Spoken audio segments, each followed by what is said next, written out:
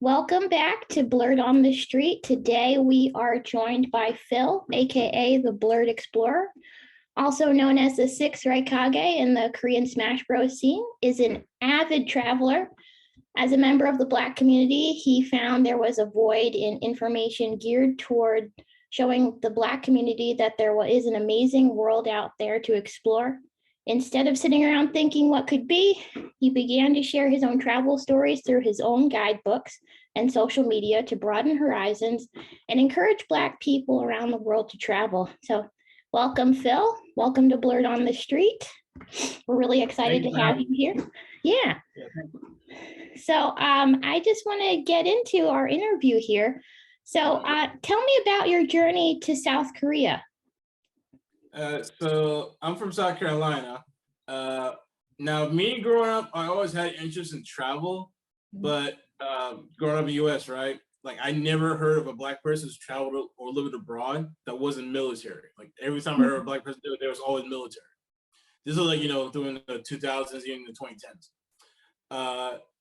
I'm my last semester at college. I was trying to find a job in university, and I couldn't find a job anywhere. And then one day I saw an ad about teaching English in South Korea, which I currently do right now. Right. So I looked into it. I thought, okay. So I looked into it, and I saw that it was between teaching English in China, Korea, and Japan. Now, I always wanted to go to Japan though, but I looked at the pros and cons of the countries. I settled on South Korea. Okay. I've been here. Nice. So what were those pros and cons? For Japan, the downside is it's very much more expensive. Okay. So it's kind of hard to save money and try to do something. Yeah. And also you have to pay your own rent. Oh, okay. Yeah. So, and apparently it's kind of hard for foreigners to try to find their own apartment if it's right. Because you got to pay for your own place. So because some landlords just don't want to rent out to foreigners ever. Oh, interesting. Okay. For a variety of reasons. Usually because the last foreigner trashed the place, they left their apartment without, doing the proper, channels and stuff like that. When leaving rents and stuff. China, I'm not a fan of the Chinese government. I'm right. Not a fan of government citizenship, so I didn't want to go there. Yeah, I would make a ton of money there, but okay. For me personally, it's like, I gotta say, it's having options. Like, money doesn't drive me as hard like most people would. So I figured South Korea is like kind of a good balance. Make decent money, get free rent. So. Okay, good to know. All right, tell me about your favorite spot to visit and what makes it special to you. Of all the cities I've been to, I definitely enjoyed Daegu. Especially I lived there for like a year from 2018, 2019. For me, Daegu, I guess it's kind of like that good sweet spot of a city. Like, it's a large city, but it's not too big, It's not big as Seoul, the capital of South Korea, or Busan, which is the second largest city. But it's kind of number 4. It's like the baby sister, I would say, in the family, in a group of 4. But it's like not too big, not too far, not too small. And also like it has good transportation. So like if I wanted to go to Seoul or Daegu or whatever cities I wanted to go to, it's like that good spot, Nice. And it's much more cheaper. It's cheaper too. Okay. In terms of cost of living. All right. And then what is one or a few of the more surprising difficulties of living in South Korea? Definitely one of the big issues is, this is for tall people, especially if you're big and tall, buying clothes. Oh, yeah. Okay. Well, you save a lot of money, I'm sure. Yeah. And unfortunately, that money went straight to takeout food delivery, which is a big problem. Yeah. But no, I think also when it comes to travel in Asia in general, like, as foreigners, I did mention, you probably heard about, like, but in both my books, The Black Travelers Guide to Incheon and Daegu, South Korea, I mentioned a lot that all foreigners will get stared at, especially outside the major cities, right? But as a Black person, and this is my first time when I realized when I first came to, like, people will stop and stare, like, hard. Oh, wow. Okay. Yeah. Okay. Mostly just out of curiosity at all times, because it's not something that they're used to seeing a Black person. Gotcha. So. And outside of Seoul, do you think they still stare at you in Seoul? Oh yeah, definitely, definitely, for sure. Okay. I mean, now to be clear, in Seoul there are Black people there. Plus, there's military over there in Seoul, and a good expat community over there in Seoul. So, of course, people are they're kind of used to foreigners. Okay. In my case, I'm 6'7", 2 meters tall. So of course I say, oh wow, yeah, okay, yeah, okay. I think you probably get stared at in the U.S. too. Yeah, I know. So yeah. All right. So in terms of Seoul, like I put it this way, in Seoul, like the further you go out to more like the more I guess cheaper, lower, not nicer touristy areas of Seoul, where it's like more Koreans there, then the stairs are probably going to intensify over there. Okay, I see. I'm only asking because I've actually never been to Asia. Sure. So I'm actually really, really curious. I've always wanted to go, but I've just never had the opportunity. And now that the pandemic has happened, I'm like, I need to get out a lot more than I had been. So it's definitely. I'm introverted. I wish I got out more. Yeah. When did you move? I moved here. I was moved to a city called Jeonju, South Korea, back in May 2016. Okay. Okay. I lived in different cities throughout the 5 years I've been here. Okay. So what inspired you to start writing these guidebooks? Well, in terms of for my travel content, I focus on more, like as before, mostly on Black travel, because if you look in say, and this is before during the late 2000s, right? Even before when you look at travel videos, TV shows, whatnot, you barely see any Black person, somebody who looks like us, my hairstyles, traveling abroad and whatnot. Right. And now you did see a lot more. You did see a big Black travel movement during the late 2010s, which is great. But and you saw more, Black travel groups on Facebook. You see all the travel groups on Instagram, TikTok, YouTube, whatnot. And it was great, but we're still kind of small compared to most of the creators who mostly are white. Right. And that's a great content creators. Don't get me wrong, but honestly, when it comes to Asia, a Black person's experience is going to be heavily different than a white person's, almost always. Right. Right. For example, there are stories that this not happened to me though, but there are stories of not just in Korea, but I think other parts like China, Thailand, Japan, of people touching the Black person's hair, especially somebody with your hairstyle, Afro. Again, it's just curiosity. I know some Black people might be hesitant, don't like the idea of people touching their hair, but it's I try to let people know in the book, again, remember, you're in a homogenous nation. Everybody looks the same 24/7. So right. So when somebody looks different, who's not part of the culture, doesn't look, the same culture, you're going to stand out pretty much. Yeah. Okay. So what's the most surprising thing you discovered while writing your books? The fact that no one's really made an international Black travels guide. Okay. When I first came up with the idea of it, I looked around and see okay, who has anybody done? It's it does say solo travel guides for women, for men, and those are fine in itself. But I was okay, what about an overall general Black travel guide? I'm not. Anybody, don't keep me wrong. Anybody can read this book. Let's keep it 100. White people can read this book to enjoy it. Right. But I figured, okay, why hasn't there been one for everybody? Say, straight Black man, that's designed for Black people from all walks of life, straight single Black man, gay Black couple, Black families, whatnot. Something that I feel with these two books and possibly more ones I make right in the future, it helps somebody, in the Black community. Right. And also I see it as a business opportunity too, because I'm a business major by trade. And I remember reading about a couple years ago, I read a story, I think it was coming from the Mandela Research Institute. They're saying that African-American tourism has the power to be about a $6 billion industry. And I'm when I read this, I'm wait a minute, yeah, he's right, because a lot more Black people are traveling, and because of the pandemic, of course, no one's traveled as much. Right. And I figured that, hey, if I get these two books maybe more out, right, before when it's safe to travel, by then when it's safe to travel 100%, you're gonna see, I guess you quote unquote travel vengeance, because people who were going to travel in 2020, 2021, but had to cancel. Right. But when it's safe to travel, people are gonna blow up. You're gonna get that make up the lost travel time. So that way I figure if I get these books out, people know who I am. Even before pandemic, during the pandemic, even afterwards. Absolutely. I got my names out there. People know what I'm about. It'll just create future streams of revenue, I guess you could say. Yeah, that makes sense.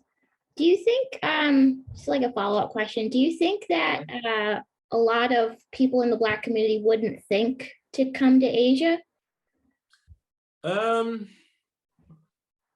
think there is a fascination with Asia, especially the Black community, because if you think about it from like, many Black people, like parents group, like they grew up with like Bruce Lee movies, like martial art films in the 80s, 90s. Of course, our age group, we grew up like Tsunami, so there's that fascination with anime for sure. Right. In Japan.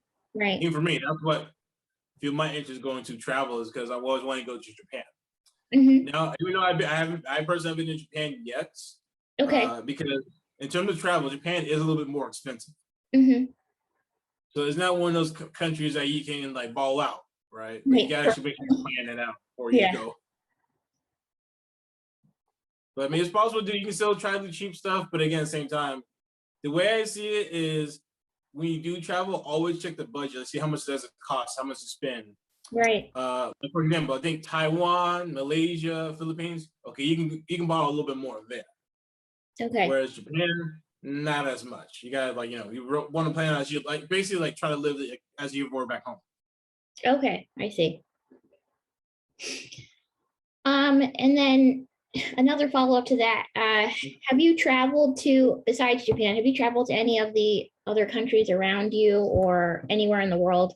And do you have any advice for other Black and POC travelers or who are thinking about living in Asia?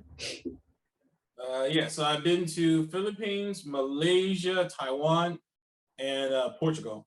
Okay. So I've been to those countries. I want to go through more. So I definitely want to go back to Portugal, back to Lisbon, with Lisbon. I definitely want to go back to Taiwan because I enjoy Taiwan a lot. And it feels like Taiwan, it's one of those countries that slept on so hard. Oh, okay. Yeah. People was great. Street food life was amazing. I definitely miss it. I went for a 3-day weekend back in 2019. Okay. Time there. Nice. Yeah. Now, in terms of preparing to travel, if you still feel hesitant about traveling to another country, you still want to go to Europe or Africa or Asia, you can always start small. Start close home. Like you can always go to Caribbean, South America or Canada, Mexico. Start always small. Get used to traveling abroad, and then when you're ready, go for it. Okay, gotcha. I also recommend if you're planning to go to a country, always make sure you check out the weather because, for example, I think like Southeast Asia, like you definitely don't want to come in summer or winter time. You usually have more of the wet season. Yeah, right. So basically, our winter time in America, that's when you want to go to those countries. That's going to be warmer. It won't be as rain. So always make sure you check the weather of a country before you travel there. Right. 2, always make sure, depending on what country you're from, always check the visa laws. Because some countries for American passports, we can pretty much go almost anywhere without having to apply for a visa. Where other ones, you got to pay for a visa. So always check that before you buy your tickets immediately. Right. And 3, this is I mentioned a lot in my books too. Like, if you have food allergies, especially in Asia, like if you want to come to Asia and you got food allergies, make sure you got EpiPens ready. Make sure you know where the hospitals are, and definitely stay away from the local foods. Oh, okay. Yeah, because a lot of Asian foods, they have like seafood, seafood dish, sauce. There's like peanut sauce, seeds in there. So like Korean food has those things. Like if you can't eat wheat, garlic, sesame sauce, sesame oil, seeds, whatnot. Like, so you definitely want to be careful of those if you want to come to Korea. Yeah. Okay, that's good to know. Yeah, as I went to actually, the first time I traveled anywhere out of the country, I was in college and we had this class, and we ended up we were studying Austria in the 1900s as a history class. And we went to Vienna And I checked the weather before I went, but they're like 40 degrees. I'm from Pennsylvania. Their 40 degrees is not the same as a Pennsylvania 40 degrees. My friends and I, we were freezing the whole time. Yeah, you definitely always want to check that weather before you go. Also, like I said, if you can, sometimes it may be cheaper. Like one big note is like when it comes to travel, you get what you pay for. Right. Sometimes the cheapest option is never always the best option. When it comes to plane tickets or hotels, lodging, whatnot, like sometimes you may want to spend a little bit more money instead of paying, the cheapest route.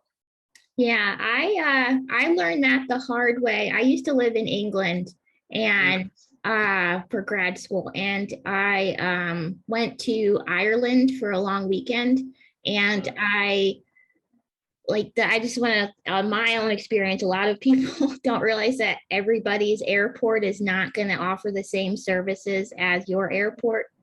And I didn't print my ticket ahead of time thinking, oh, there'll be like a printing machine there. No, they charged me like 60 pounds to print my my boarding pass, which is I think the equivalent of like maybe $75 now. You can imagine how like as a poor graduate student how that made me feel. Yeah, definitely make sure you have extra copies of your passport, have the even picture on your phone. Definitely have a picture of your passport, like have a couple backup pictures of your passport. Right. Also, one big travel tip is, especially for Black people, I know we love to look fresh, I know we want to have drip on our clothes. Yeah. But if you're going to a country that has like high pickpocketing rates or high poverty rates, like say Philippines, Colombia, leave the drip at home. Leave all your Jordans, leave all of them at home. Yeah. Like basically go basic solid color shirt, basic shorts, wear them dirty ass shoes that you wear to cut the grass. Try to blend in. Try to blend in, because this is for your city. Because I think I read a story a while back about a Black man who was killed in Colombia, African American man. Then he got robbed, and of course I think he had like jewelry on. He wore a necklace according to the story. And again, it's one of those stories like you got to be careful because I mean it's pretty easy to tell who's American from what international can tell, but again, especially when you go to a place that has high pickpocketing, if you look like a tourist, like you're going to get scammed. Like so, watch out. Leave the trip at home. Okay. All right. So, what do you like to do when you're not writing? Go out, take pictures, amateur photography. I also enjoy hiking, especially in Korea, because hiking is a very massive part of the culture since they're surrounded by mountains like everywhere. I mean, everywhere. Wow. Yeah, I saw one of your hikes that you did went on your TikTok. Yeah. Yeah, those views look so beautiful. They really are. It was brutal to hike there. Yeah, was it? Oh, but it wasn't worth it. Yeah, good. Yeah, I mean, there's like if you're a hiker or outdoorsman, then South Korea is gonna be a paradise. Like it's basically Las Vegas. There's so many places you can go to. Aside from that, gaming, and listen to music. Also, I was a part of the Smash Bros scene. I used to go to tournaments, events, but because of the pandemic, that has been one ever since. Yeah. Okay. And I mean, personally, I pretty much stopped playing Smash Bros because I love the game, but it's just not as fun if you can't go to local events. Yeah. What systems do you use? I got my Switch, PS4. I just bought a PS5 because I'm excited to get the new Battlefield 2042. And also I still found my old Nintendo 2DS, so I'm playing some of that again. Oh, okay. Do you play in Korean? No. Now, language-wise, I don't speak or read Korean yet. I'm sorry, I'm still in the, I guess, pre-K level of learning how to read Korean. One thing to know about Korean language is actually easy to learn how to read it. Speaking it is just a little bit more challenging, much more challenging. Yeah, I can't imagine. I mean, I am a pretty big fan of EXO, a K-pop band. And I'll like read the lyrics and like try to listen to it to try to like learn a little bit, but it's so their pronunciations are so different from what it looks like in romanized lettering. So I can't imagine. And you've been there about 5 years, you said? Yeah. So that's what makes it difficult. It's just the sounds, vowel, sentence structure is gonna be different. Mm-hmm. So now it's possible to learn, but it's just like you have a lot of discipline. Yeah. And have a Korean tutor with you or something like that. But it's possible. But you've been there since you've been there for 5 years, it's pretty easy to still get around. Yes. Okay. That's good. All right. So do you have a favorite Korean phrase? I basically hurry up, body. Yeah. I just tell the kids, mostly because of my kids. For Oh, okay. Yeah. Oh, what do you mind me asking what grade you teach?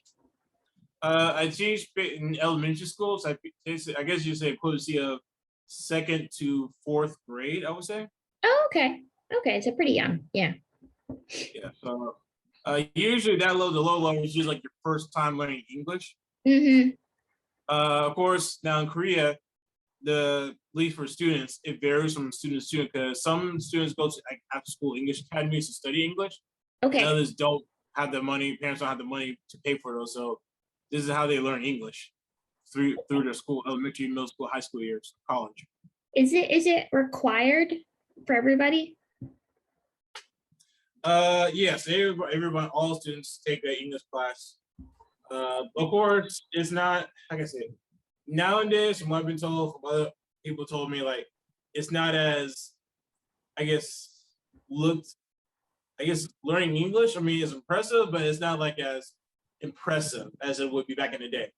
Okay. Like nowadays, for Koreans, it's like, yeah, it's kind of nice you know English, but we can find many people who have it, right? Right. But it's like, for many Koreans now, it's like, if you speak Mandarin, oh, now you can get more money. You actually get more money. Okay. Wow. Okay. Yeah. So now, for me at least, one reason I personally never really started to learn Korean, I guess, is because the fact that is, where can I use Korean? Like, I can't really put it on a resume if I ever come back to the U.S., right? Yeah. Like, because obviously it's not one of those in-demand languages that no one can use. Like, Mm-hmm. where I say, kind of like the same problem of Chinese and Korea is like, now if I knew Mandarin Chinese or spoke Spanish in America, then that would be more job opportunities, right, compared to like Korean. Okay. Just as an aside, do you plan to come back at any point? To visit, yes, but to come back ever, no. I don't plan to move back to the U.S. Okay. Yeah. I get that after living through. Yeah. Well, actually living my whole life as a Black person, I understand. Yeah, exactly. Yeah. I'm not sure you've seen it, but there's been like posts and stories of Black people looking to leave the U.S. and people who have left it, they're not coming back. Yeah. And I'm one of those individuals. Like, actually, I had fun. It's like my sister, I think about a month or two ago, she went to Jamaica for a few days for a wedding or something like that. And she wanted to leave the country too. She was like, "Oh, now I understand you. I finally get it." Yeah. It's like, what? Just I've been trying to tell you. It's like, now she doesn't want to come back. Yeah. Has your family visited you, if you don't mind me asking? No, actually, my sister, we've been trying to figure this out for years. Oh, wow. But life's gotten away for both of us. Like, something happened to her end, something happened my end. Yeah. And we were about to sell for 2020, but we know what happened. Yeah, of course. Yeah. Well, I hope that you get to get family out there soon. Yeah, it's on there, but no rush. I did see them again. I did saw my sister back in 2019. Okay. I had a week off, so I traveled to Alabama to visit them. Okay. Yeah. It's interesting you say that you're not interested in coming back, and I was actually thinking personally of moving to another country back in I think it was like maybe 2018. I was really tossing that idea around because I have lived abroad before. I mentioned I used to live in London and I loved it. I didn't really want to leave, but the visa laws, visa laws, they're always the biggest pain. Yeah, so harsh. And actually, it was Theresa May, my great mortal enemy, who got rid of the visa that allowed for graduates in the United Kingdom to take about 3 years to get a permanent work visa. So it was really, really hard to get a job, because as soon as they hear you're American, like all communications stop, like you're totally ghosted. Yeah. So came back home, and I'm not like unhappy in my life, but I was thinking like we were going through like the Trump administration and everything. And I was like, where can I go? So having a guidebook like you're writing, or you have written, and I'm sure you're going to write some more, are really, really helpful. Because a lot of Black people, I feel like they don't know where they can go and feel safe. That I think is a huge problem. And, we can go places and feel safe. Like I've been to a few countries, and I traveled alone a lot in my early 20s. And I was totally fine. You just, don't go looking for trouble, really. Dress like a local. Have a plan. Have a plan. So I really applaud you for actually taking the time to like write these things out and making sure people know, like, hey, come over to Asia, like here's what you need to know. Or Korea specifically. I really say, like, if you want to, I say go for it, because nowadays, especially with, I think COVID, like it's like pretty much many people like realize that, oh wow, we almost fucking died. Like, I don't want to live. It's one of those situations like when I was stuck on leave last year, stuck at home. Like I was happy with the job. I mean, I was grateful for the job situation I was in, but it made me realize, one, following the norms that we grew up believing in for all throughout our life, it made me realize, one, that's bullshit. Two, I don't have to actually follow any societal norms or traditions, whatever. It doesn't even matter at this point. Right. Like, right. I say for you, like, if you really want to travel, if you want to live abroad, I say go for it. Like, I mean, at this point, it's like, listen, we almost died from this virus. Like me, I lost some money from this virus. I'm not sure about you. I'm sorry. At this point, it's like, you know what? I say just, F it. I'm going to do it. Right. Now, of course, you can't do it now because countries close the borders, obviously. Exactly. So it's kind of hard to travel. So it's hard to do that. But if you want to travel, if you want to go live abroad in another country, I say go for it. You got to start making the plans now. Yeah. And that way, when it's safe to travel, when to go live abroad, then you'll be more ready to do so. Right. Right. And of course, you can start for you. Like, for example, if you want to go back to UK, you can start putting money to the side for it. And then when it's safe to do so, then you can start executing that plan. Right. But I would say the biggest rule, if you want to if you want to go live abroad, always look at the visa laws for each country, because everyone's different. So pay attention to the laws. Never ever, accidental experience. When it comes to immigration, stay on the good side. If they're even being an asshole, be smiling, hold it in. Just keep it in. Be nice as much as you can. And 2 and 3, figure out your financial plan. Like, how are you gonna make money? I think that's the bigger thing you gotta figure out. Like, I mean, if you got a job like skills like programming where you could do that type of job internationally, like be remotely, then hey, go for it. But unless you have some type of skill where you can do that, then you really gotta figure out, okay, how can I make money on the side? Right. Because you gotta live. Right. Exactly. It's nice to eat. Yeah, I actually noticed a couple of friends telling me when they're looking for jobs, even like they're starting to say there's less and less fully remote jobs. People still want to come back in person, but after the pandemic, we're like, I can actually do this job from anywhere. And that's not true of every job, but a lot of jobs out there, I really don't have to go into an office. And you can pull talent from anywhere in the world. That should be really exciting for a lot of companies. But a lot of times they're like, oh no, we want you in this either big metropolitan area that, we're not going to help you move to and that sort of thing. Right.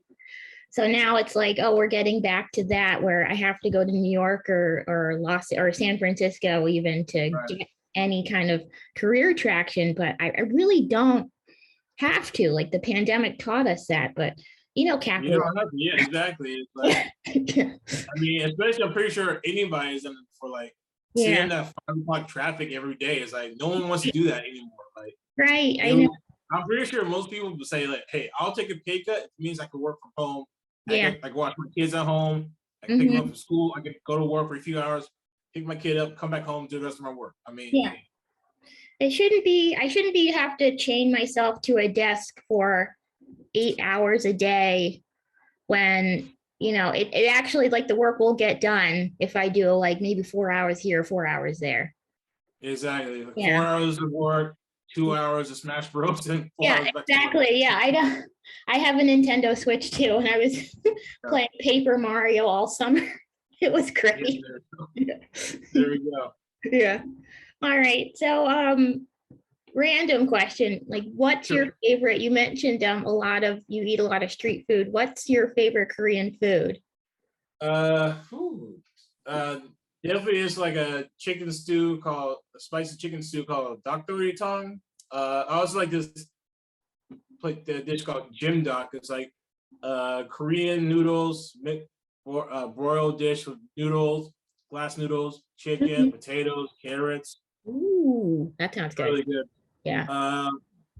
Stereotypically, I love the Korean fried chicken. Yeah. I mean, I probably saw it in my book. Like I actually mentioned in the Daegu book, like about the Daegu Chimik Festival, and that's a fried chicken and beer festival in South Korea. Wow, nice. When is that? So in every July, usually around the third or fourth week, there's a fried chicken and beer festival, music festival, fried chicken and beer. Lasts about a week. Wow. And I'm kind of mad because during my time, I didn't find out about this festival for like the past 4 years I lived in Korea. Oh no. Yeah. And I went back for the first time. I went in 2019. And I had a great time there. Lots of people were packed. It was packed. People had a great time drinking, eating fried chicken, different types of fried chicken from the stalls and whatnot. Okay. It was very popular. And of course, I was excited for the 2020 festival, but we know what happened. Why that didn't happen. Yeah. and yeah, so and I also really one thing I do miss. Speaking of Nintendo Switch, I do participate in the Pokemon tournaments here in Korea. I went to the Sun and Moon on Nintendo 3DS when they was around. Okay. So I did come to the tournaments that were fun, and then I went to the first Pokemon Sword and Shield tournament back in December 2019. Okay. And that was a lot of fun. Only won 2 rounds, honestly, but yeah, this is like when the start of the game came out. So obviously, I didn't know what I was doing with the teams. Yeah. And of course, I was hoping to be more offline tournaments, but that got canceled. Oh. Yeah. Okay. Usually, I think the next one would have been like in April or May, but of course that got canceled. But I mean, Nintendo Korea, who hosts the tournaments, they did online tournaments, but it's like it's just not the same. Like I'd rather be there in person. Yeah, that makes sense. Okay. Do we have in Philadelphia? We have this tabletop game convention / tournament called PAX Unplugged, and that of course got canceled for 2020. I don't know if they're bringing it back because it's usually in the fall, so it should be soon. But I don't know if they're bringing it back this year. I have to look. I should like to look, and that reminds me, I have to look into. It's like that's the one thing I miss about the tournament. Pre-pandemic was going to different tournaments, like even though like more, or Smash Bros meetups. You use about heading to Seoul where the events will take place. It's one of those fun events where you just go out, play some games, have fun, talk shit with other people, get some food, get some drinks, and then go back home. But nice. Yeah. I wish we had more of that maybe in New York, but in Philadelphia, I wish we had a little bit more of that. Because actually, I got my Nintendo Switch. I got it as a birthday present to myself back in May. So I got Pokemon Sword and Shield and Paper Mario and a couple other indie games. And I just forgot how much I love just playing video games. Yeah. With the stories and, strategy and that sort of thing. And so, now you say that, I should look into that for myself. Yeah. I'll admit, I play a lot more games than I did before throughout my years. But I mean, I love games, but of course, even the best gamers, like we have our limits. Like I can only play so much. Like I got to do something. Yeah. Oh yeah. Yeah. I can't imagine being like, if it was like I was like an X Games like champion, like the people who do Fortnite who play like all day, every day. I could not do that. Maybe the occasional once in a blue moon game session where I play all day, every day. Yeah. Every day, sure. Once in a blue moon, sure. Yeah. Why not? Yeah. But maybe 2-3 hour session, go out, do other stuff, then maybe come back 1 or 2 hours later. Yeah, that's fine. But yeah. 30 straight hours, yeah. For those guys, I don't know how they do it. I guess the money is why they keep doing it. I guess so. The sponsorships, the money, the clout. Yeah. All right. So last question. Are you planning more guidebooks, and where are you thinking of writing about? Right now, I started the process of writing a travel guide for South Korea. Okay. So I'm still like in very, very early stages. Mostly, I took pictures. I know what I want to write about first. Now I got that idea. Now it's more of how to execute, because Seoul and Busan could be the most challenging part. Okay. Yeah. And I know I can't get everything in all of South Korea because that's just too much for me. Yeah. But basically I can promise though, for what I do offer, it's still gonna be enough for anybody to take off. And then when they do come to South Korea, they use the book as a jumping point to find others. Then hey, I call it job well done, Mrs. Success. Yeah. All right. And then if you want to plug your social media, where we can find your books, please do so. And we'll also put them in the show notes. Sure. You can find my ebooks, The Black Child's Guide to Incheon, Incheon, and The Black Child's Guide to Daegu, Daegu, in ebook format. So you can find them on Amazon right now. Also, if you want to check out Incheon has, talked about it in the book, there's a One Piece themed cafe. Oh, so fun. And yeah, you can check that out. You can go to fried chicken, then check out the Daegu book for more. Okay. All right. Thank you. Also, you can follow me on Instagram at the Blerd Explorer. I'm also on TikTok, same name, at the Blerd Explorer. And those are all one word? Yes, this is all one word, yes. Great. All right. Well, Phil, thank you so much for coming on the Blerd on the Street podcast. Really enjoyed our conversation. And maybe we'll have you back to see, if you've learned anything new with maybe in the next year. Oh, definitely. I'd love to come back on.